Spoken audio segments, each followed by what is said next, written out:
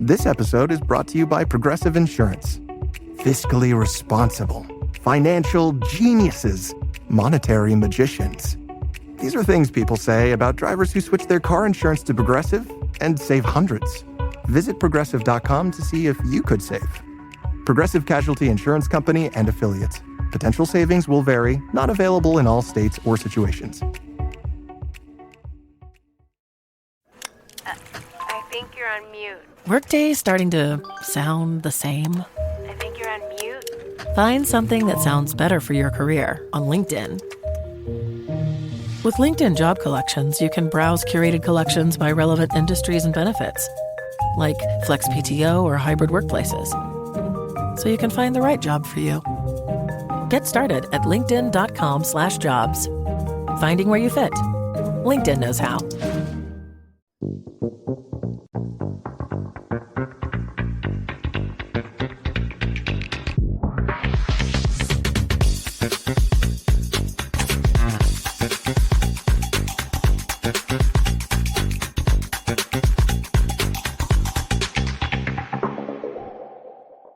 We may live over 5,000 miles from Lincoln Financial Field, but what we lack in proximity, we make up for in film study. And each and every week, we'll be bringing you in-depth film breakdowns from across the pond and the Sooner State.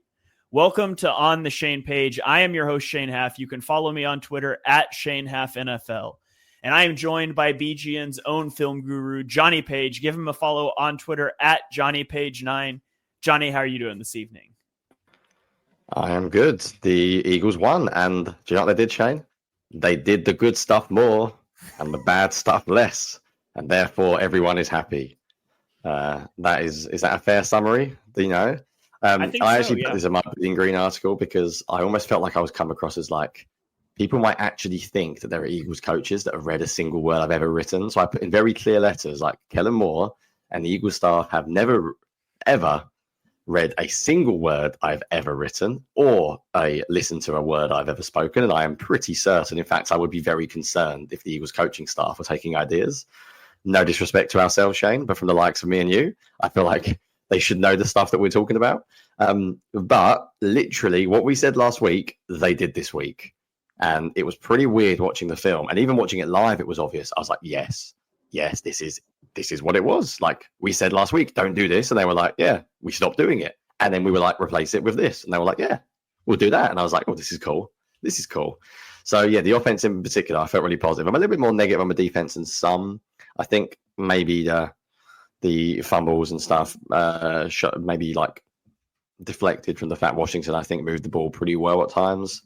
But I really enjoyed the game. I enjoyed the second half immensely. I really wanted to play the Washington Commanders, as you know. So I was very, very happy. So, yeah, there we go. See, I disagree with you already, Jonny. I am convinced that GGN10 is Kellen Moore.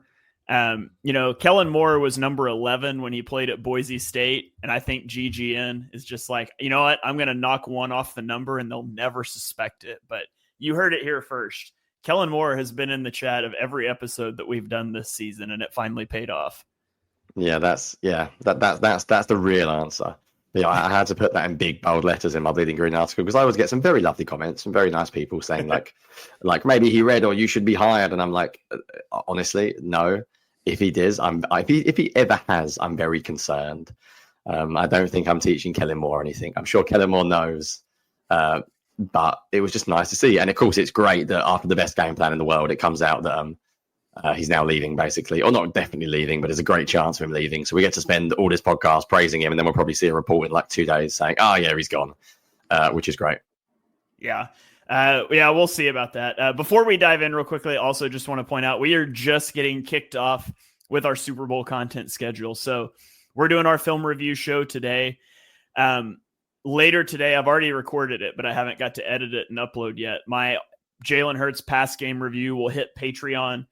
Next week, we're going to have BLG on a Thursday show to do a Super Bowl preview. And then we've got a lot of Patreon exclusive content in the lead up to the Super Bowl too. We're going to, on Friday, rewatch the Chiefs offense against the Bills defense on All-22 and talk through it. We'll do the same thing early next week for the Chiefs defense. And then on the actual game day, Jonny is going to do a Super Bowl pregame. And I'm going to try to join. It just might not work out for me. So a lot of stuff coming your guys' way. If you're not in the Patreon, consider joining the Patreon. I mean, how often do the Eagles go to the Super Bowl? Of course, the answer right now is seemingly 3 times every 8 years. But the Eagles are in the Super Bowl. Splurge and grab yourself a Patreon membership for 1 month. You can catch all our content. I think it'll convince you to stay. And if you hurry and do it in the next 2 days, you'll actually also be entered in our jersey giveaway. So a lot of perks there. Go check out the Patreon, patreon.com/ontheshane page. But Jonny, let's dive into it now. You want to go offense first or defense first? I was just going to plug my own little work as well. I think one of my weekend jobs is I want to go back, and if you're in the Discord, which you plugged already on Patreon, I will, what was I going to say? I'm planning on watching like every Chiefs turnover, every Chiefs touchdown for my bleeding green stuff. So I'll probably pop loads of thoughts in the Discord as I'm watching through that. Also, just a couple of things. There's a good comment, with loads of comments coming in, which is awesome. There's one coming in saying, have we seen QB School's review? Me and Shane have the same opinion on this. We don't watch other people's stuff before we record because we will be influenced by it massively. And GG Intent saying that JT was unhappy with our blitz pickups, and I completely agree. And Shane's going to do a whole point on this. I will just say, like, I even said in my bidding green article, I don't care that much because Jurgens wasn't playing. But just to give you a little bit of an idea, and I'm not saying that like because I don't think JT's great. I just refuse to watch anyone in general. So hopefully we don't repeat the same stuff. And if we do, I promise you it comes from our own opinions, because I specifically ignore what anyone else says. So no, I have not watched it yet, Jake, but I will. I always watch it normally the day after we've recorded, just to see if there's things that I missed or things that I agree with and stuff. But yeah, you're not just going to get us rehashing what JT has said, hopefully, anyway. I mean, if we say the same things, clearly JT O'Sullivan invented a time machine. And he watched this podcast and then went back. No, I'm just kidding. Yeah, we always refer to it as checking our homework after we've done our recordings and stuff. So, but yeah, let's go ahead and dive in, Jonny. I'll let you pick offense or defense. Yeah, let's do offense. I feel like offense has got more of the interesting stuff to start with. Do you want to start things off, or would you like me to? Sure, I'll start us off here. I'm going to lead us off with our player spotlight. So every week we put out in the Patreon Discord and on Patreon and let people vote for the player that they would like us to spotlight. And I always make it one of my points. And this week, Dallas Goedert won that. And I just wanted to showcase a few different things here. It's obviously not every play that Goedert made in this game, but we can start on the opening run. And if you just watch Dallas Goedert, and, you know, this is a nice little play. It's a little crack toss, A.J. Brown down blocking, and you get Dallas Goedert pulling around the edge. And just watch the block that he makes on Jeremy Chin and how he's able to drive him out of the play. Just, he makes contact at like the 40 and pushes him all the way out to the sideline at the 50-yard line. And then, of course, you get Saquon Barkley doing Saquon Barkley things. And I think I also showed this one from the back view just so we can marvel at Saquon a little bit more. But again, if you just watch Goedert, and there's a lot of things you could watch on this play, but I'm just going to focus on Goedert because that's who my player spotlight is. And the way that he's able to get the edge, and Jeremy Chin right here is who he's going to make contact with. And look, contact on the 4, and they don't disengage until they're at the sideline at the 50. So I thought that was a really good play by Dallas Goedert. Obviously great play by Saquon, a bunch of people, but it sets the tone right out of the gate. And then they did some other things that I liked. One of the things so they bring Devontae Smith in motion here, and this is an RPO, but it's a little bit of a change up. A lot of times they'll pull Dallas Goedert across this formation. We saw them do that at times in this game. But on this one, they start him on the side that Hurts is going to roll out to, and they just have him run this little sit route. But they clear it out with this Devontae Smith motion and going up the sideline. And this is just a nice little easy pitch and catch, getting Goedert involved in the game, getting Jalen Hurts in a rhythm, picks up an easy first down on 2nd and 10. So I liked that one. Here you see him blocking out at the boundary for a screen pass. And Jonny, here's a novel thought. How about we throw a screen pass behind our tight end that's a top 5 blocker in the league instead of behind a 170-pound receiver? It's funny how that works out so much better, right? And I did show the back view on this one because this hurdle attempt by Kenny Gainwell is just hilarious. I tweeted it out, but you can also see, you'll see Goedert's block here, engage, pushing downfield, and then I don't know what that hurdle is by Gainwell. And then we get the 2 jet sweeps from Dallas Goedert. And so they got him involved in the run game as well. And in 92 career games, he only had 1 rushing attempt. And it was actually a backwards pass on a screen pass. They gave him 2 carries in this game for 13 yards, and it caused some problems. And you look at this one in particular where you leave that defensive tackle unblocked. And I'm sure our listeners know this, but the Chiefs have a pretty good defensive tackle. And it would be nice at times if you can leave him unblocked and just get around to the edge anyways. So just a brief thing on Goedert. And there's a lot of other plays you could have shown, but Goedert's had a huge impact. And I mean, he's a top 5 tight end when he's healthy and when he gets volume. Those 2 things just don't often happen. Yeah, interesting question when you think of how many, like, obviously I'm not including quarterback here. How do I phrase this? How many backups are significantly worse than their starters? So, like, the drop-off from the Kobe Deans, Oren Burks has been okay. The drop-off from Quinyon Mitchell to Isaiah Rodgers wasn't great, but it wasn't huge. The drop-off between Goedert to Calcaterra is absolutely astronomical. Like, it's huge. And I'm not being rude to Calcaterra because I think he's an okay player, but he's better at everything. And when you're, like, play so much 11 personnel, I feel like it has an even bigger impact. It's not even like you can share the snaps. It's not like a receiving core where you can give Dotson a little bit more, or there's just like one guy replaces him. Everything Goedert does, Calcaterra does it, and it's such a massive impact. I think he's made a huge difference coming back. Matt commented saying, what sounds came out of our mouths on the Goedert jet sweep? I can't repeat them on this podcast. Otherwise Shane will definitely clip it up. I will just say that, like, I watched so much Kellen Moore in the offseason, which is great. I'm probably going to have to do that again for another offensive coordinator. But anyway, and they used to run jet sweeps all the time. There was so many wide receiver runs. He did it all of the time. Like, I commented on it when they traded for Dotson. I said, I'm surprised because Dotson's not a jet sweep guy. And it's why I predicted them to draft Anaya Smith. That was my prediction I called that out on my Bidding Green article, saying he is going to fit the idea of like a wide receiver who can run. And I just don't get where they've been all year. But it was cool to see it come back. Right, I want to get on to the big one. I feel like this is the big one that everyone's been talking about. So I'm going to take it this week, which is good. I was hoping you didn't pick it out, but I guess you probably thought that I was going to talk about it as well. So I'm going to talk about just general passing game design, but in particular, what I call like progressions. Or there's been a lot of talk this week. I think not since our podcast, other people were talking about it as well, but we went very heavy last week. I went very heavy in my Bidding Green article on this idea of full field progressions. And you've been shouting about backside routes basically for about 2 months straight.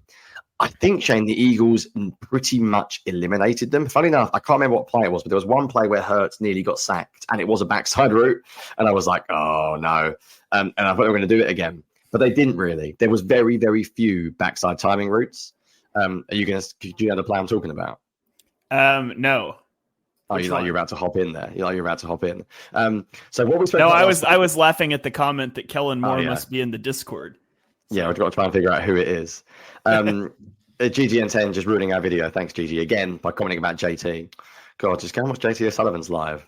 GG, who says, the biggest weakness in Hurts' game is getting to the max side. Yeah, it is. So don't call it. Like, this is my thing about quarterback play is like, all right, everyone knows his weakness. You don't have to design an offense around it. There are other ways of winning. So anyway, this week, Shane, they did the actual different things. So there were some great examples. And one of them, I legitimately jumped out of my chair. I was so happy when I saw it. But I'll show you a couple that I liked. So play 4 of my film, Fred Shane. This is actually like a 2x2. So you could argue it's the kind of stuff that I wasn't calling for. Because if you look pre-snap, if you just pause it pre-snap for a second, Shane, technically this is a 2x2. And technically there is a backside route.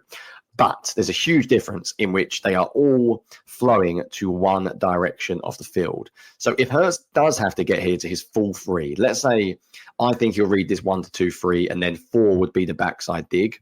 The dig is very, very tight. So even if he gets to his full 3 here, he is going to get very, very close to his line of vision. You picture him looking all the way to the right and looking all the way back to the left. He doesn't have to do that here. The furthest his head will move is probably from the out to the middle. Like, he can do that. So this is a beautiful play. And guess what, Shane? Hurts was really decisive. Hurts was really good. And when Hurts is decisive, the numbers when Hurts throws the ball are elite because he is so accurate. His ball placement is so good. Most mobile quarterbacks that play like Lamar Jackson, the longer he holds the ball in the pocket, the more worried you get because you think he's going to do something special. Jalen's the opposite. Jalen's mobile as a runner, but as a passer, he's not great at extending plays. He never has been. He is such a timing rhythm quarterback. So this was a lovely, lovely throw. Even if he didn't get to his second read here, the third read, I believe, is open, and it's just all in one field of vision. I think sometimes it also makes it easier for you because you haven't got to pick a side pre-snap. You're going to read it 1 to 2 to 3. Sometimes if you pick a side pre-snap, Shane, we've said Hurts eliminates things too early, and that's because you're panicking. You're thinking, I've got to get backside. So remember last week, AJ Brown was pressed early on, and there was a route, and there was a comeback route, and we said that you pointed out, and I sort of disagreed slightly, but you said he should have stayed on the route, and I said I can see why he came off it. In that particular play, you can sort of stay on it for as long as you want within reason because you haven't got to get all the way backside in time. So it gives you more chance for a play to develop, and it just worked so much better this week. There were so many calls like that. There was a really, really nice call of mesh that was similar, where it was all in his line of vision. But my absolute favorite, this is by a mile, I think it's my favorite play I've seen in years, or not years, sorry, all year. Play 8 of my film thread. For the Patreon a couple of weeks ago, I did a season award show, and I picked the post will to Saquon Barkley as my play of the year. I think I would change it to this one. I love this. So a little bit of like basic philosophy. When you play more, let's not call them half-field reads, but you can call them half-field reads. When you do more half-field read stuff, the obvious problem, Shane, is you only use half the field. So the defense can sometimes squash that zone. They can flood that zone themselves. Fangio is really good at this. And sometimes they haven't, what was I going to say? They haven't been able to stretch a defense horizontally and vertically. They're running a lot of short hitches, a lot of short spacing concepts, and there's nothing vertical, there's nothing horizontal. This is like perfect. No offense to Jahan Dotson. He is literally there to stretch the defense horizontally. He's never getting this football. So Jahan Dotson is a sacrificial lamb. He just runs across in motion and basically hides in the corner. And his sole purpose is just to stretch them horizontally. Then I think you get Devontae Smith running a deep post. There's your vertical stretch. Shane, just do me a favor with your lovely little graphics. Draw a triangle between Saquon, Dotson, and Devontae Smith for a second. Can you remember some of the concepts we've been seeing of late in terms of how much space a defense has got to cover? That's within 1 second of the snap. Then what you have is Jalen Hurts will be reading this like a flood concept. So 1, the post, 2, Dallas Goedert intermediate, 3, check down, 4, AJ Brown across the middle of the field. It's basically a post will. Some people will call this like a flood, a sail, or whatever. I call it post will with a flat. So I called it in my PG article post will flat with a shallow crossing as the option. But let's just hypothetically say this isn't open. Let's say Dallas Goedert isn't open. If he wants to get to his third read, all in the line of vision. If he wants to get to his fourth read, AJ Brown is running across exactly the same as the earlier play. Like, I can't stress this enough. This is exactly what I wanted to see.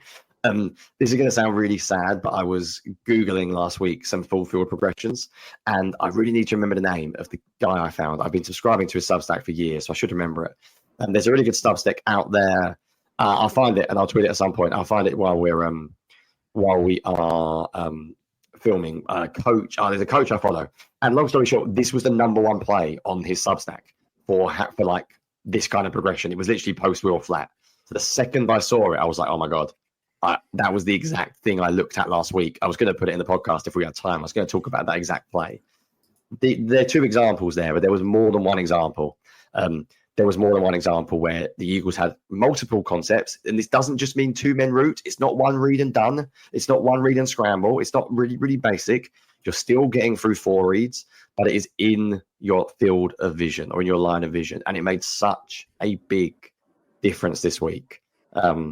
I can't express how happy I was to see that because it's been so bad the past couple of weeks. There's been so much man side concept, zone side concept, pick a side, pre-snap, Hurts, panics, goes backside, gets sacked. This was just, it was so much better. And it was obvious, I think, to anyone watching that the passing game design was significantly better. So sorry for a little rant there, but that was my long point I wanted to get into this week. More than anything, that stuff made me so happy.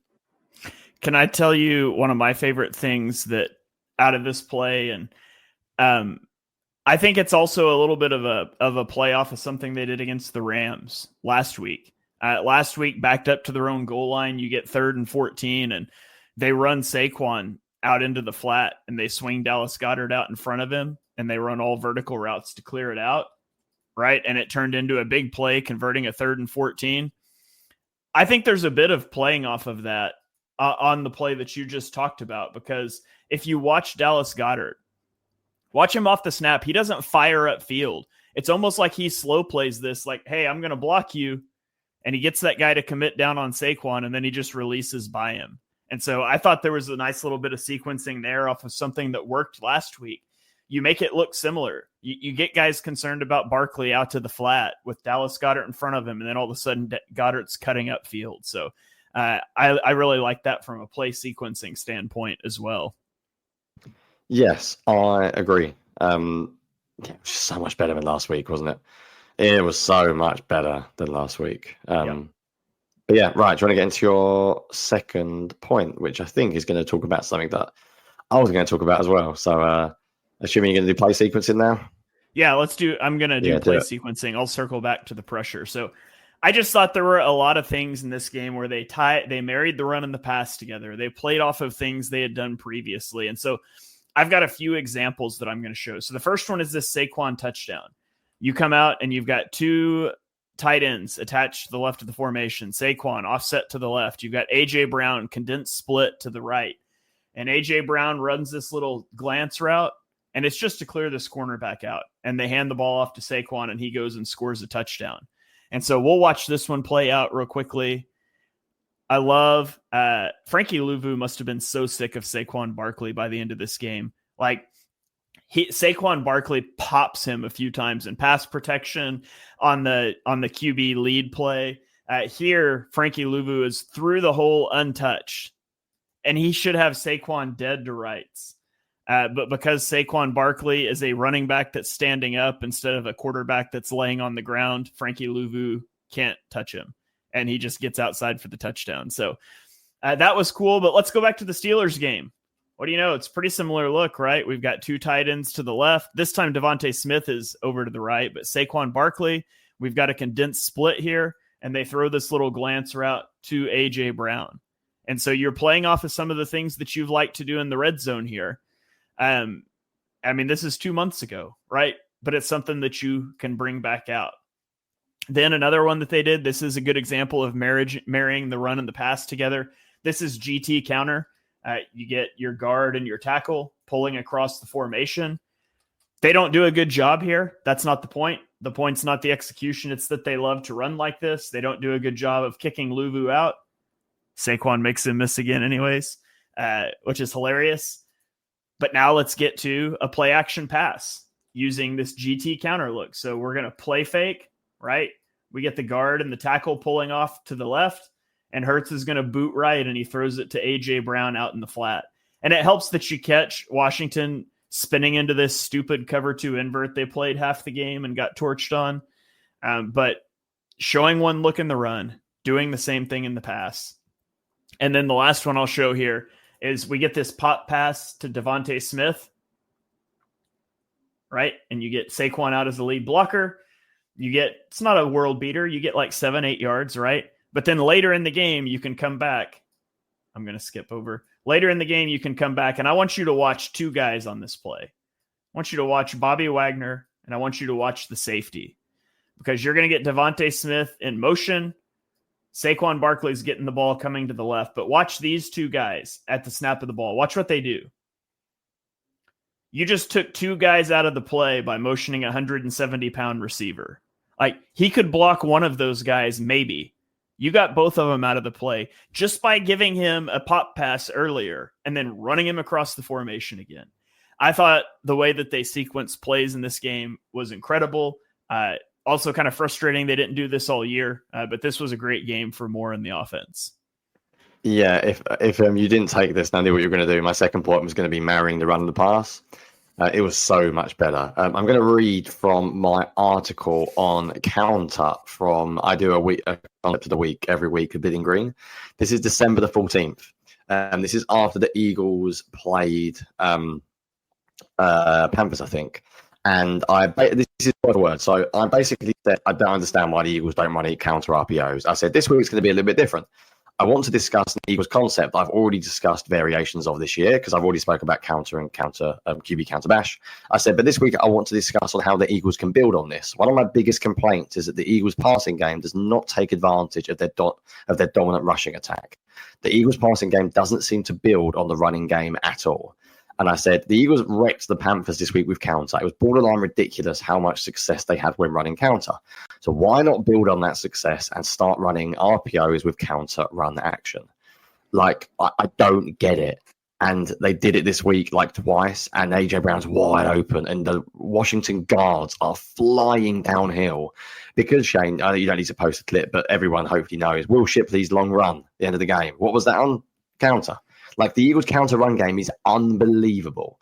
So if you're going, you can post it while I'm talking. If you're going to just be this good at running a concept, then for God's sake, run variations of the play off of it. I don't understand how it's taken this long, but they did it, I think, about 3 times in this game. I think 2 of them they threw it to AJ Brown in the flat, and he was wide open, like wide open. I even posted on this article I wrote, good English, that I wrote, and I included some examples they could do, like counter swing, counter Y flat. Like, I posted examples they could run, and there's some pictures of what they could do. Like, there's so much.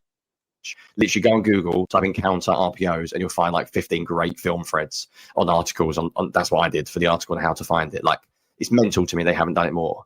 But the sequencing was so much better. They took advantage of the jet sweeps. This is not my point, so I will just add this point. But my point was going to be marrying the run and the pass. This was easily their best game, tying the two together. Anything you wanted to add? Because you're about to jump in as well. Yeah, people seem to like the Luvu shade, so one more for you. Here's Frankie Luvu again. He only likes to hit defenseless guys that are on the ground, right? Watch him just jump out of the way of Mekhi Becton pulling across the formation, and envision in your head how Nolan Smith attacks a puller is what you're supposed to do, and watch Frankie Luvu. Nope, I don't want any part of that. Let's just jump out of the way and give up a 70-yard run. So shout out to Frankie Luvu, the resident scumbag for the Commanders. Yeah, Shane, can I just get into this? There's some great comments, by the way, and someone asked, are we able to rewatch these later on Patreon? Yes, I mean, the YouTube link's free for all, but we'll be doing some specific Patreon stuff, as we mentioned earlier on. I'm really looking forward to the Bills-Chiefs rewatch, actually, because I've only watched that game live. So if you want to see like how we analyze a game on the fly, it might be interesting. There's a couple of really good comments, like GGN10, what's the theory on why we didn't do this? And another good comment, was Kellen Moore previously used to building on running games that were different? And I think that might be an issue. Yes is the answer. Kellen Moore's bread and butter was jet motion, run outside zone the other way from under center. The Eagles don't do that very often at all. So when they had a fullback, Ben Van Sumen, they were running a little bit more, but now they've stopped doing that. I don't really have a theory.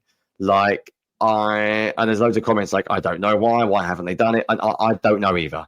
I think my actual answer, and I don't believe like they're hiding it for the playoffs. I think there may be like a tiny bit of truth, but this team was so good that maybe they could have done a bit more. But I don't think they were hiding this play, guys, because if they didn't get the 1 seed because Washington lose, they're going to a Lions team. They could easily lose to in Detroit. So you needed that 1 seed. Like, my personal theory, and I'm interested if you even have a theory, Shane, because the answer is like, I don't know. But I wonder if they wanted to get Jalen Hurts to progress as a pocket passer, and they knew he could do this stuff. And this year was almost about building up some success where he doesn't have to rely on the run game. And secondly, I think the issue if you build your entire pass game around your run game is what happens when the run game doesn't work. Now, basically, the Eagles have not had that problem because Saquon Barkley's played every single week. But let's say Saquon did a hamstring and misses a month, and let's say that Lane Johnson goes down and Fred Johnson's not as good, or Jordan Mailata goes down at the same time as Juergens, and the run game's not as good. If all you run are these RPOs, your offense is incredibly predictable. I'm a huge believer in the fact you need to have a drop-back pass game that is unrelated to your run game. I do not think you can live on these college offenses where everything you do is based on the run game. However, That doesn't mean when the run game is dominant, you need to just not marry the run the pass. So that's my personal theory. I think they were trying too hard to build an offense without the run game. I still think, hand on heart, the Eagles, Jeffrey Lurie's, Harry Roseman's philosophy is pass first, run second. And I think they've had to adapt that. I mean, go back to the start of the year. I think they've had to adapt that because basically Saquon has been the best player in the NFL every week. And the run game has been so good that they basically haven't really needed to develop outside of the running games. That's my theory. Do you have one on why they haven't done it more?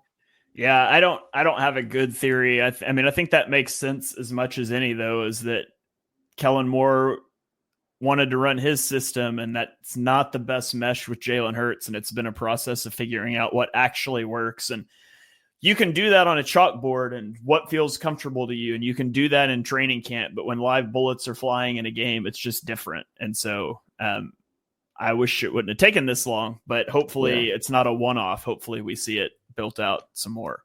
Yeah, let's talk about something else on the same theme. So my second point is going to be, I think I put easy money, basically the easy buttons. I like to talk about easy buttons, meaning like things that are just an offense can do that make things easy for the QB and easy for others. So I'm going to show you some of the easy buttons that the Eagles push. Now, disclosure, you've already shown some of them, so I won't repeat the same ones that you have shown. But I will show you a couple of different ones. So you've shown some of the RPO counter stuff. That was going to be mine. But some of the other easy stuff that I really, really liked was, let me go for, where is the play? Play 6 on my film thread. People used to moan about the Eagles throwing vertically to A.J. Brown. And then people have realized, hang on a minute, Jalen Hurts throws one of the best deep balls in the league, and A.J. Brown is an absolute superstar at winning vertically. So this is what I call easy money. 4th and 5. You motion your receiver out. A.J. Brown, not even motion, sorry, he shifted. And there is no single high safety. You know 100% you are getting 1 versus 1 man coverage here. Is this the most high percentage play in the world on 4th and 5? Probably not. Do I care? Also not, because A.J. Brown is not really a 50-50 ball. And the other thing about this, if you look at it, funny enough, someone just commented saying, how do you feel about the 4th and 5 play? Like, I agree, it's not the most percentage-based play. I'm sure there'll be other people saying, like, you could do something else. But also, I think when he throws this for what it's worth, I think he knows he's going to be open. I don't think this is just like a shot in the dark 50-50. If you look at when he releases it, if he doesn't like this, he could come to Goedert in the middle of the field there, who is at the sticks, and Devontae Smith. Now, neither of them actually win particularly well, and I would love to have these two crossing here. But I think actually, let's not talk about the spacing on this play because I'll get annoyed again. Because I think the spacing is pretty rubbish. I think Devontae Smith and Dallas Goedert could do a lot more here. They could cross, or Goedert could get out of Smith's way because I think Smith is going to win. But I don't see these players low percentage. I've said this for years, by the way. Go back to anything I've written for years. I don't care about throwing outside the number deep shots to A.J. Brown. Would I love it on 4th and 5? It would have been my number one call. Maybe not. But he's wide open. And Jalen Hurts throws an unbelievably good deep ball. We just haven't done it the last 2 months. I don't really care if it's simple. I am totally fine with this play. To me, for this Eagles offense, that is easy money. And then there's my favorite easy money play of the whole game, Shane, which is the next one on my film, Fred, play 7. This is just so easy. So what do? You run 4 strong, or you run all 4 receivers on one side of the field.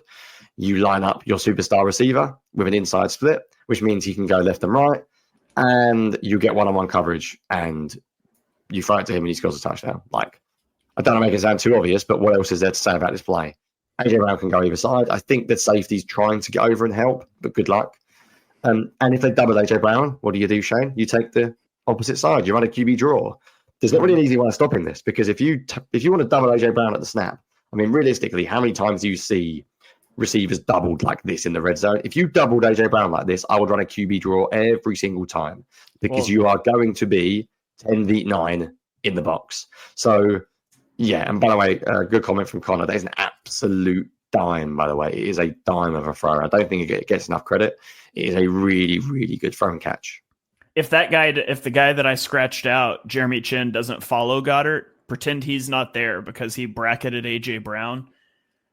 If you watch it play out, they're swinging Saquon out to the flat, and Dallas Goedert's going to block this guy, and it's a walk into the end zone. So, I mean, it's kind of I don't know how you stop this play. Well, you don't basically, yeah. You stop this play by just breaking up the pass or Jalen Hurts missing. But in terms of schematic wise, I'm not kidding. You could do that every game, and you could run that play. And if they double AJ Brown, just run a QB draw because you're going to be 10v9 in the box. Doesn't mean you score, by the way. Like just because you have the numbers in the box doesn't mean you score, but you could do that all the time. And people are saying it's hard because the pick six. It is. But if you line up AJ Brown with an inside split and you throw it really far outside, you should be okay. Jalen Hurts is really, really accurate when the ball is out on time. So, by the way, another week, Shane, another no interception game from Jalen Hurts like the past 2 months. Say what you will, there's barely any turnover-worthy throws. Like barely any. You watch Josh Allen at the start of the Chiefs game, and he's an absolute meltdown on the first drive of the game, and then he throws 2 potential picks. So there you go. I think the Eagles, it wasn't just the progression stuff I liked. It wasn't just marrying the run and pass together I liked. I think they also ran some easy stuff and got the ball to their best receiver. Unlike a couple of weeks ago or whatever, when he had one target or whatever, or one catch. So there you go. That's my final point. Had a comment here on YouTube about... My second point. Sorry. Okay. About him passing up that go ball earlier. That was it was less open, but Brady commented on it and said it was a throw he had to take. Yeah, I broke that one down along with a bunch of other throws on my All-22 video that'll release later this afternoon, and I was pretty critical of that one as well. But Patreon overall, spoiler. Patreon no, not spoiler. What'd you call it? Not spoiler. Like, what's it called? Preview. Like preview. Promo. What's a little like? Well, what's the thing in films when you like set them up for the next thing? Trailer or it's bad. What a cliffhanger. Cliffhanger. It's a cliffhanger. There we go. Yeah. Good old Patreon cliffhanger there. Yeah, I'll be honest. You can't have it both ways, though, guys. You can't. I tease, foreshadow. Thank you, smart people. You can't. You cannot moan that he doesn't pull the trigger to AJ Brown and then moan that he takes a low percentage throw later on. Like, it's the game to an extent. I think he should have thrown both of them, and I've been consistent in that for a long time. Yeah. Okay, let's get on to my final point. I want to talk about some pressure issues because there were certainly pressure issues in this game. I'll start off with this first one. This is the first sack. This is the play after he doesn't take the A.J. Brown deep shot, by the way, and throws it away. You take a sack on 3rd and 6, and it knocks you out of field goal range, which really sucks. But all I'm saying on this play, it looks like to me that you're trying to get Saquon out to the flat. A.J. Brown's driving vertically to create traffic for a safety that's one-on-one with Saquon. Okay, so let's pretend the pressure gets picked up. How do we think this plays out? Well, if Hurts is not ducking right now and he throws this to Saquon, Saquon's definitely getting the first down. That's right here. This is maybe a touchdown, right? It's a safety one-on-one with Saquon. So that's fine. But the protection's a mess. And I don't know, like maybe don't ask your left guard who's playing center and your backup tight end who can't block from his natural position to then line up at running back and pick up a pressure. Like, I don't know. That's not what I would do. Ask Barkley to block. If you're dead set on getting Barkley out to the flat, put Kenny Gainwell back there and let Kenny Gainwell block because he's an actual running back that blocks there. But really, I think Dickerson's just the one that messes up here. It looks to me like Dickerson like impacts Luvu, Grant Calcaterra steps to Bobby Wagner, and then Dickerson tries to come back to him. And I don't know. That's a mess. I think it's Dickerson's fault. I don't know for sure, but that's really bad. That one takes, I was going to say that takes points off the board. Given Jake Elliott's kicking, maybe it doesn't take points off the board. Maybe it just gets you to punt, and it actually made better field position because you punted instead of missing a field goal. I don't know. But then we get the one, this is 3rd and 13, and they're going to throw, this is the corner route to Devontae Smith that becomes a pass interference. I look at this and I say this is clearly zero pressure. There's no safety deep in the middle of the field. You've got 3 over 3 at the bottom of the field, right? Now you have 2 corners or a corner and a safety over your tight end up here. So to me, they're either bracketing Dallas Goedert, which doesn't make a lot of sense, or they're zero blitzing. And so if they're bracketing Dallas Goedert, well, I like my one-on-one matchups at the bottom. We don't have to worry about zero blitz. But what is our plan for a zero blitz here? Because the routes that they run, you've got a deep corner route, too slow, right? you have a slant route. I like that. And it's open, but that's not what we take. We've got this sort of in route. And so if you watch this, just watch A.J. Brown. Imagine that we're hot off of this edge, off of this corner blitz here, and we throw this to A.J. Brown on the slant. I mean, I think that's a touchdown, right? Now, assuming we actually pick this guy up, because again, we're going to whiff on the interior pass protection. But that's a really difficult throw. And, shout out to Hurts for putting the ball on the money and getting the flag here. But at the end of the day, there's protection issues up front. Again, we're messing up our protection here. It's Landon Dickerson. Like, he doesn't block either guy. It's like he tries to block both and he gets neither one, right? But if you picked that up, you can throw hot before this guy gets here to that slant route. Now, maybe their plan is just always to bootleg Hurts away from that pressure and throw the corner route. I don't know. But you've got issues with picking up this double A gap pressure again. Now we go to the second half and Landon Dickerson is in. And Landon Dickerson just gets walked back into Hurts. Now I've got problems with Hurts not taking this throw either. This is the other play that I really criticized him on the film review for. But now you got your starting center getting walked back in. And at the end of the day, maybe we throw this game out entirely because you've got Juergens playing with a hurt back in the second half, Dickerson playing on a bum ankle or bum knee in the first half at his unnatural position. Maybe you want to throw all of that out. But if you look at the other two playoff games, the Eagles' interior offensive line allowed a 26% pressure rate and a 7% sack rate in the first two games. There's been A-gap issues this year. There's been hot answer issues at times this year. It's been better than last year. But you feel better about having Dickerson and Juergens healthy in the Super Bowl, but you also look across the line of scrimmage and you see Chris Jones. And on the opposite sideline, you see Steve Spagnuolo, who loves to scheme this stuff up. And then you layer on top of that, man, what if Landon Dickerson tweaks his knee again early in the game? Or what if Cam Juergens' back issue flares up? Like, you need to be prepared for that. And I am a little concerned about the Eagles' interior offensive line. It's something that needs to be shored up over these 2 weeks heading into that Super Bowl matchup. Yeah, I'll be honest. I didn't even tweet any of those clips this week, and I didn't even write about it in Bleeding Green. I basically just said, I don't think it's going to happen again. It's a really, really difficult one. It's clear to me that Dickerson could not handle playing center. And I do genuinely think the Eagles maybe need to look at a backup solution for Cam Juergens that isn't Landon Dickerson. If Cam Juergens for some reason went down in the Super Bowl, I think both of them will be fit. I think both of them will play. I think the things we read are pretty good. Landon Dickerson carried on playing. Cam Juergens even played when he wasn't supposed to. They got 2 weeks to rest up, and it's the Super Bowl. They will play. So I think a lot of it is going to come down. There's a couple of comments saying, Coach Lombard saying, shored up. How? I mean, shored up just literally because the players are the proper players. Just don't think Landon Dickerson understood what he was doing from the protection point of view playing center, in all honesty. I don't want to be rude to the guy. There was about 2 or 3 examples when he looked completely lost. I know there's a lot of people saying he played center at Alabama. I'm like, that was years ago.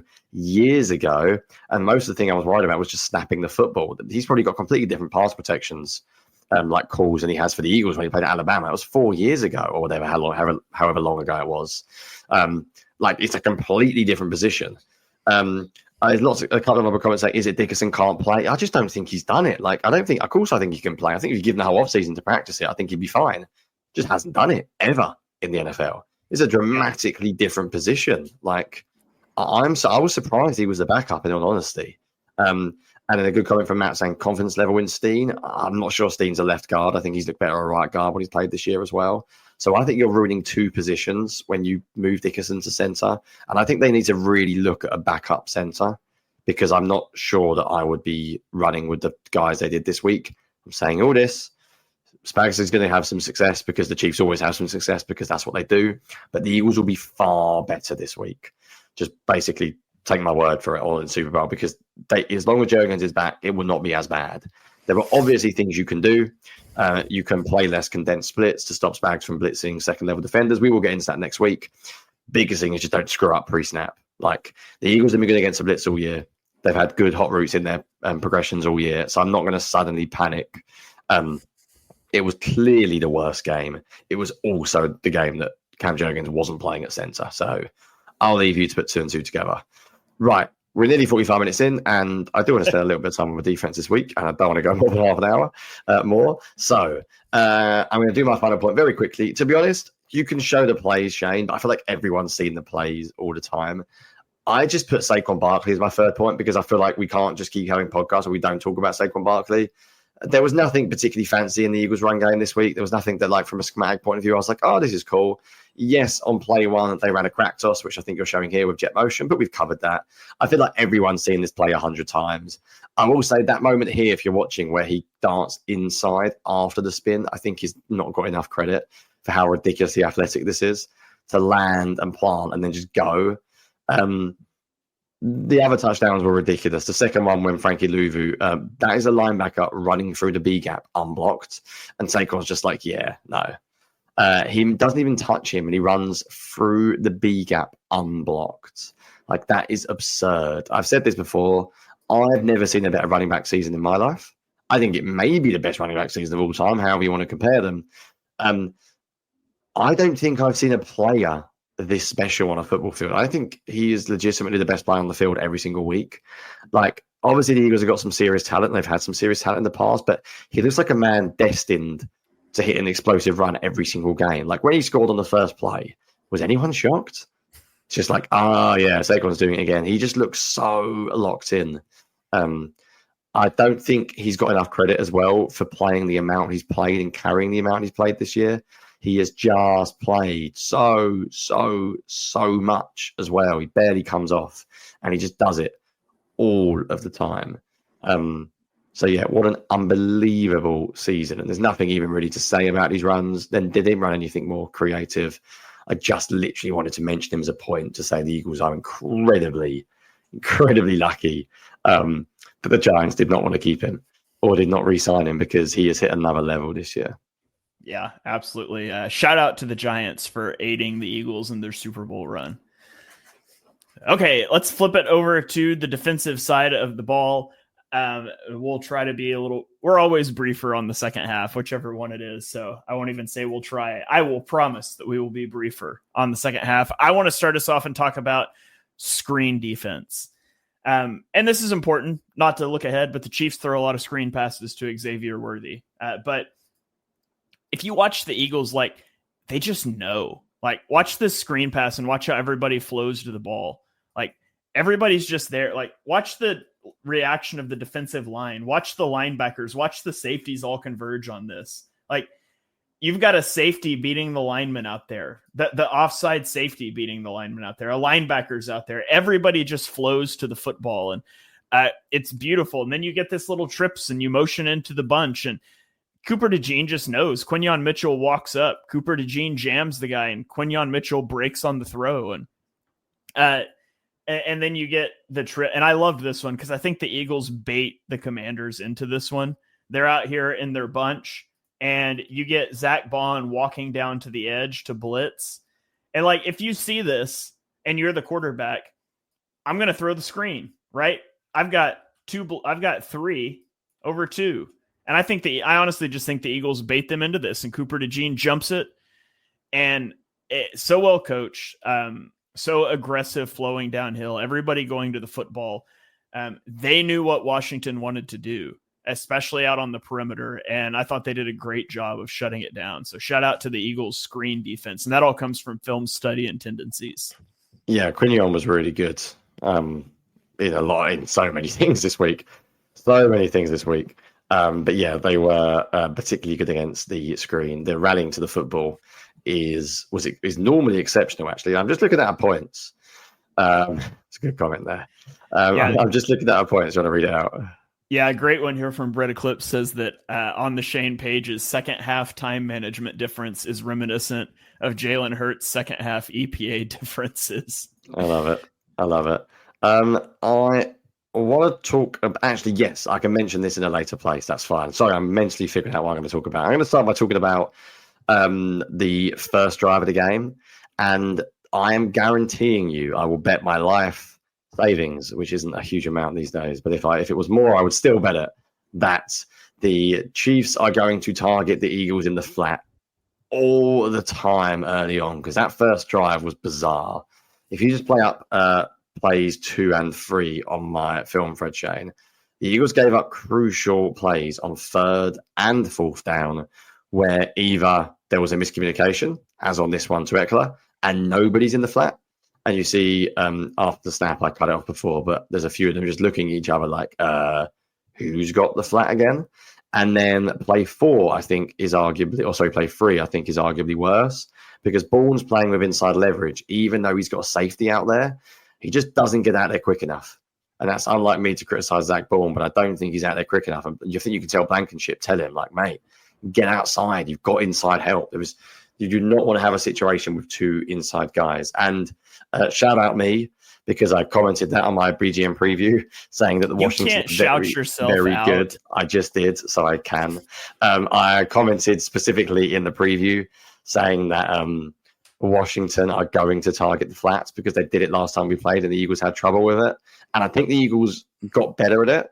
But on the first drive, it was pretty strikingly obvious that, like, the Eagles was getting lost in the flat and Washington hammered it early on. And I expect the Chiefs to hammer it as well. Like, if there's something Andy Reid does, we had a great question in the Discord this week about what Andy Reid does well. He's not like a Shanahan where he's got like a very specific scheme. What he does is he kills your biggest weakness. And if you have a weakness in the flat, he will relentlessly pick on it. He will know exactly different ways to target it. And the Eagles need to be a little bit careful that they don't have the same issue, or the Chiefs will find themselves having quite a lot of success early on. Yeah. Johnny's like, I'm going to shout myself out here for a minute. You imagine post-game Super Bowl press conference, Jalen Hurts is fresh off a good performance, got the Super Bowl MVP, and they ask him about his game. Jalen, what do you want to say? He's like, well, first of all, shout out to Jalen Hurts because he played awesome. Shout out Jalen. Yeah. I actually didn't say shout out to Jonny. That would be strange. I said shout out me. It's much less arrogant. Far less. Just finally, before you get to your second point, a good comment from Coach saying, doesn't he use the first drive to create a baseline? Yeah, I feel like this is an excuse for Kellen Moore as well. We've said this in the past. You can still do things and still play good coverage. Like, Zach Bourne doesn't need to play inside and give up on 4th and 5 because Vic Fangio wants to see what Washington are doing. That's just an error. Like, I think sometimes you can use it as an excuse for anything. I doubt Vic's going, you know what, Zach, give up the quick out on 4th and 5 because then they'll think we've got them later on. And then they're going to have a problem. I think that's just an excuse that you can say about nearly anything, in all honesty. Let's gather some data on if Jaden Daniels will throw to the wide open guy we don't cover. Let's just see if he'll. By the way, he did because Zach Ertz had 11 catches. So, yeah, there we go. All right, well, let's keep rolling. I'll get into my second point. I want to talk about stunts and rush lane integrity. I'm going to tie those together. And show I thought the Eagles generally had a really good job had a really good plan when it came to rushing Jaden Daniels. On this first one, you're going to get Jalen Carter and Moro Ojomo twisting. So Jalen Carter comes inside, Moro Ojomo loops around behind, and then Smith is going to string out at the left of the screen. He's going to string out contain here. And so you get Carter underneath, Ojomo looping out. Now, ideally, you want Nolan Smith to make this tackle, but he's able to slow him down, push him to the sideline. Moro Ojomo is there to force him out of bounds. That's great. You get him moving sideline to sideline instead of up the field. That's what you want to do. Now, on this 4th and 2, it looks like to me, and I could be reading this wrong, maybe it's just a screw up, but I think Milton Williams and Jalix Hunt are supposed to be running like a TE stunt here, and they just kind of mess up and they run into each other. Maybe Milton Williams just messes up and gets too far upfield and this isn't a stunt. But it kind of looks like a stunt to me that they just mess up and run into each other. And it leaves a wide open rush lane. And Jaden Daniels picks up a 4th and 2 with his feet. That's unfortunate. It happens from time to time. But I thought by and large they did a really good job on this play. They're going to try to set up a play action bootleg towards the left side of the screen. And watch Nolan Smith. He recognizes immediately when this tight end comes to block him, why this tight end would want to pin him inside. And he's already fighting over the top before Daniels has even got his head downfield. And he's able to go attack it. Jordan Davis and Oren Burks, they all kind of triangulate around Jaden Daniels and get him on the ground. So I thought that was a good one. Here's one where you get Carter and Williams stunting in the middle.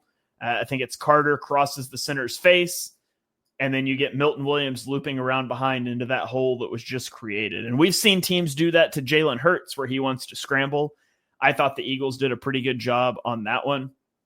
On this one, I tweeted this one, and I was Bryce Huff is in the game here, and he's going to hit an inside spin move, and he loses his feet and loses contain.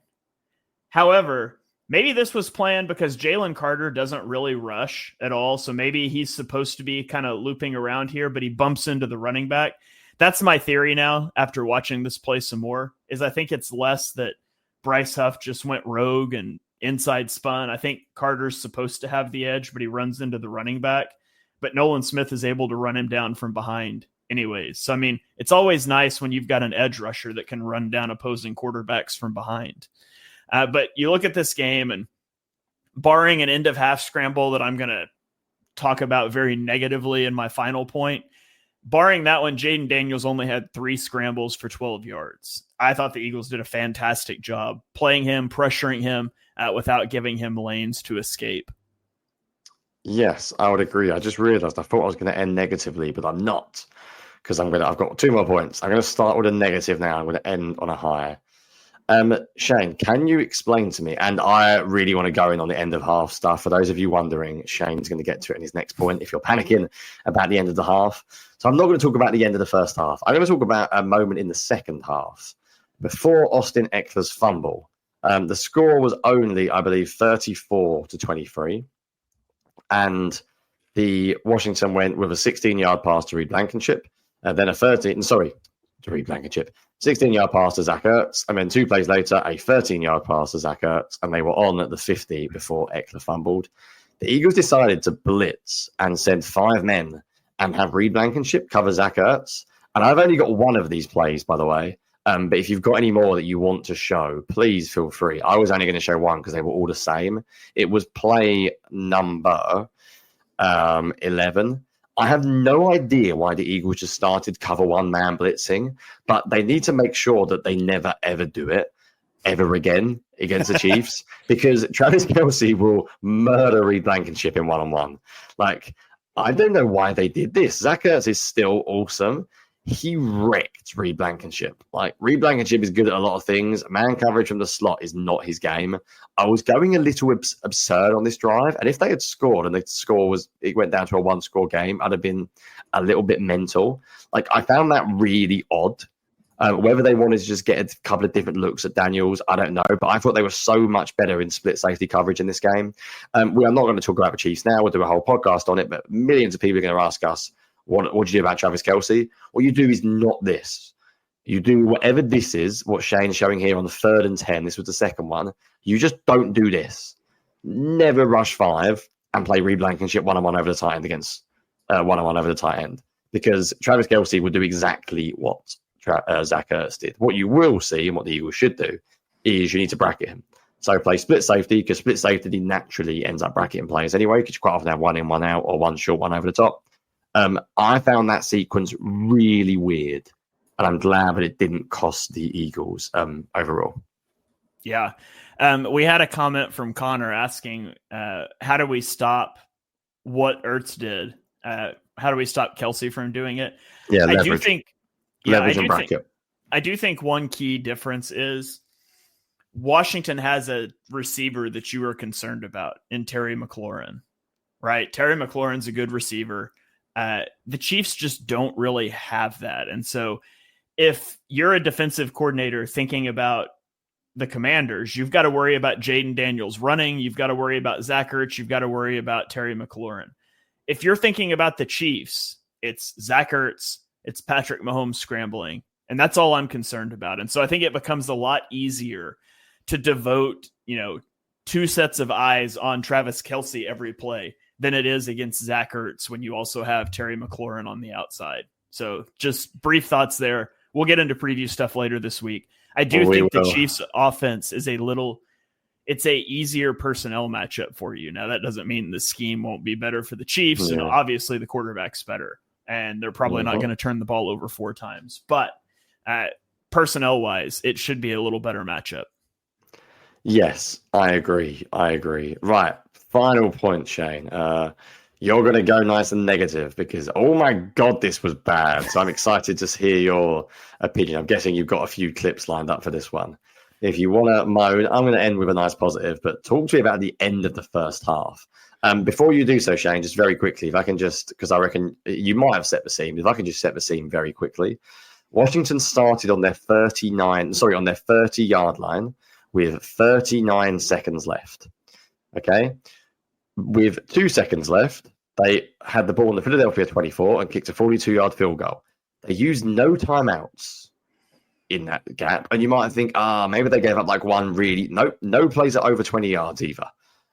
Like, talk about make it as easy as you can. They marched, 56 yards in less than 40 seconds with no play above 20 yards and didn't call a timeout.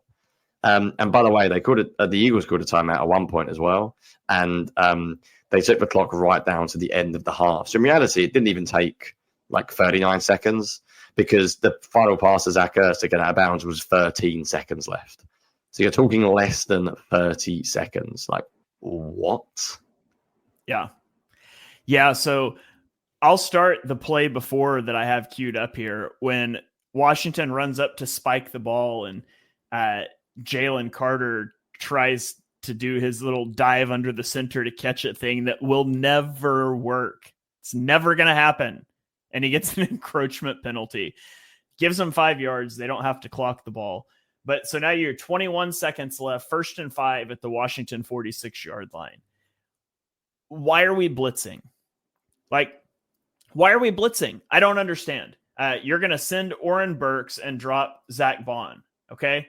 Now you could say this is Milton Williams' fault. Milton Williams goes to the left. If he goes to the right here, he doesn't give Jaden Daniels room to escape for this big scramble. And you're probably right. He should not be doing that. You know what happens if he doesn't do that? Jaden Daniels throws the drag route that has nobody even close, and it still goes for 20 yards for a first down because we're like fire zone blitzing for no reason and just leaving all this underneath stuff. You know what you want to do with no timeouts when you're not across midfield yet and there's 20 seconds left? You want to throw short and get out of bounds. It's just terrible. This is coverage. The worst play I've ever seen. In fact, like the two guys are completely open. Yeah. And the rush lane is so bad. And Jane Daniels can just run through it. Like, this is about as bad of a play as I've ever seen anyone run. There's still 30 seconds left. Like, I'm not even kidding. Like, you almost can't play this any worse. Like, what are you doing? Yeah. The Eagles have one defender within 15 yards of the line of scrimmage. I don't even know. But it gets even worse, Johnny. This isn't even the worst. Let's talk about the worst one. Well, okay, you let him get out of bounds because you miss a tackle, and it stops the clock. Okay? So let's get even worse. Ball's on the 35-yard line. 13 seconds, no timeouts. The rule of thumb is that it takes 16 seconds to run a quick hitter and spike the ball. In perfect circumstances, you can maybe pull it off in like 14 seconds. But that's it. Like, 13 seconds left. There is no chance you can complete a pass inbounds and stop the clock. It cannot happen. So here's the thing. Washington comes out to run a play. That means they are doing one of two things. They are throwing a Hail Mary or they are throwing a quick out route to the sideline. The Eagles say, we think they're going to throw a Hail Mary, and they put 3 guys back here. That's great. You know what costs you nothing? To tell Quinyon Mitchell to stand right here on the 30-yard line with his butt pointed at the sideline and say, don't you let anybody get out of bounds. If you do that, there is no chance they can complete a pass and stop the clock. What are we doing here? Like, it costs you nothing. You've still got plenty of guys to defend the Hail Mary, but what you do here is you let them take the easiest throw in the world to get 11 yards, stop the clock, and you turn a 52-yard field goal attempt into a 41-yard field goal attempt for no reason. Like, Vic Fangio scares me at the end of halves and at the end of games. He is the best coordinator in the league for the first 29 minutes of every half. The last minute of every half terrifies me. And that's even more terrifying because Patrick Mahomes does this all the time. I saw a stat. I think it was Trey Wingo put it out. Have you seen this? No, I have not, but I can imagine it's terrifying already. Okay, so here we go, Johnny. In the playoffs, in the last, I think it was decade. Shoot, I'm not going to find the right stat now. Good podcasting. Oh, here we go. I've got it. Since 2001, there have been 125 postseason drives inside of a minute in the fourth quarter, and the team had the ball is trailing by 7 or less. Okay, 125 times. 40% of those drives have ended in a game-winning or game-tying score. Tom Brady had 11 opportunities. How many times do you think he led the scoring drive out of 11? 6. 6 out of 11. Good job. Drew Brees had 6 opportunities. How many times do you think Drew Brees got it out of 6? 4. 3. Pretty good. All right. Patrick Mahomes has had 7 such opportunities. How many times do you think he's led a scoring drive? 7. 7 for 7. Oh, It's the only quarterback that's perfect in those situations. Oh, when you combine that with Vic Fangio's whatever happens in his brain in the last 60 seconds of a half, I am terrified. Do not get in a one-score game with Patrick Mahomes. Yeah, Shane, before I finish up, can you just go back to the last play, the Zach Ertz one? Because I defended Fangio last week against the Rams. People were a bit mad and said we were playing prevent, and we actually weren't. When you watch the tape, we weren't playing prevent. We called it out on the podcast last week. Darius Slay was just playing with a lot of off coverage. It wasn't prevent. I will not defend this one. Just literally pause it when like the snap is, or before the snap. Right, okay, pause it there. Okay, that is prevent. Like, okay, I was nice to him last week. There's 13 seconds left, and they're trying to kick a field goal. Why are you all there? The funny thing is, Shane, it's not like this is like Jim Swartz style, like single high blitzes. They play split safety anyway. Just play split safety and play normal. I tweeted this, but literally, I could fix the Eagles' defense. I really could. I would go to Vic Fangio and say, what you're going to do, Vic, is don't look at the clock and just play it like every other normal drive. And if you do that, I fixed it. Do you know why? Because your normal defense is good. Just pretend the game, there's no such thing as situational football on defense. Just play a normal drive. Just tell them they got 4 downs to get 10 yards. There you go. Figure it out. That's it. Figure it out. Right. I'm going to end it up with Quinyon. It's just that easy. I'm going to end up with Quinyon Mitchell. I do not think Quinyon Mitchell has got enough national hype. I do not think he's got enough hype for the playoffs. Just how good he is for a rookie. And I think Cuba DeJean is also awesome, but I wanted to just talk about Quinyon Mitchell. I don't have a lot of clips because, in all honesty, Shane, they didn't throw at him. You know why they don't throw at him? Because he's that good. They're like, nah, not worth it. It's not worth going after him. I will start with a negative. I wanted to post a TD, and Shane, if you've got the touchdown that Washington scored, there's just a little bit of a learning moment. I reckon Quinyon will, and I think you know what I'm going to say, I think Fangio will get on Quinyon for this afterwards. So this play is a horrendous play by the Eagles defense. First at fault is Darius Slay, who gives up the slant. However, he's got outside leverage, but he needs to tackle him. Second at fault is Zach Bourne, who misses the tackle. Third at fault is Reed Blankenship, who takes a rubbish angle. But fourth is Quinyon Mitchell. We talk a lot about rallying to the football. When he catches it here, look at the position of Quinyon. When he catches it, look at Quinyon and the receiver he's with, right? Look at those two players. Watch the difference between the Washington receiver, and now pause it, and look at the gap between Quinyon and the Washington receiver he was next to. So the receiver he was next to is now approaching the end zone. Quinyon is fast, very fast. He would have caught up with him and prevented the touchdown. If he had rallied to the football, he would have prevented it. And I'm not criticizing him and saying he's lazy. He's not. He's really, really not. He's great in run defense, and he's very good against the screen game. I think that's just a little teaching moment, especially in the Super Bowl. You rally to absolutely everything. Despite that, let's show some good stuff. I almost don't even want to show a great deal because, honestly, he wasn't targeted. But there's a couple I'll show. Play 6 on my film thread. He doesn't do anything spectacular. Part of the reason why I'm showing play 6 on my film thread is because Vic Fangio ran cover 2. Like, what the hell? Vic Fangio never runs cover 2. So Quinyon Mitchell barely ever plays cover 2, and he still plays it so well here. He's at the bottom of the screen, and he does just enough to take away the in, but also make sure he gets outside for the deep route. He puts Jaden Daniels, who can't throw it to either of them because he has such good zone depth on both of them, and the ball gets thrown away.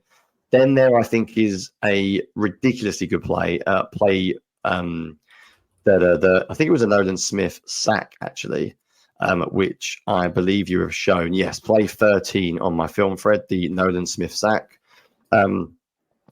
This play is ideally going to go to Zach Ertz on the deep over route, and I think it does actually get open if Nolan Smith doesn't get pressure. But the second one he wants to go to here, Jaden Daniels, is roll out to his right and hits the receiver coming across the formation. Because of the inside split, Quinyon Mitchell has outside leverage. This route should be open, and it's not, because Quinyon just runs so well. He's undercutting that. If that ball's thrown, it gets picked. And then, speaking of getting picked, play 14. How could I not end with play 14 on my film thread?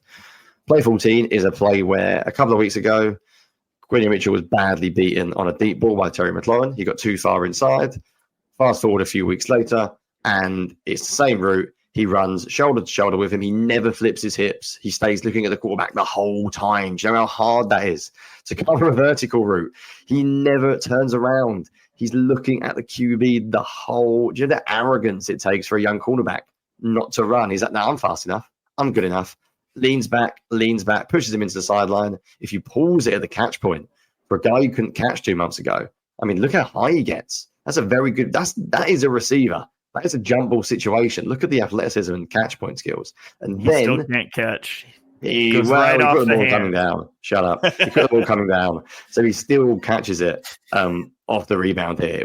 I mean, to be fair, yeah, Terry could have caught that. But just an absurdly good rookie cornerback. Playing rookie cornerback is hard. I think outside of cornerback is the hardest position to learn. How many busts do we see of rookie cornerbacks? The fact they have Cooper DeJean and they have Quinyon Mitchell. Oh, my goodness. But yeah, I wanted to give Quinyon a shout out because he was awesome in this game and they didn't even target him. Yeah, it's always a good thing when you're defending a deep ball and you have eyes on it before the receiver does, because you just never had to flip your hips at all.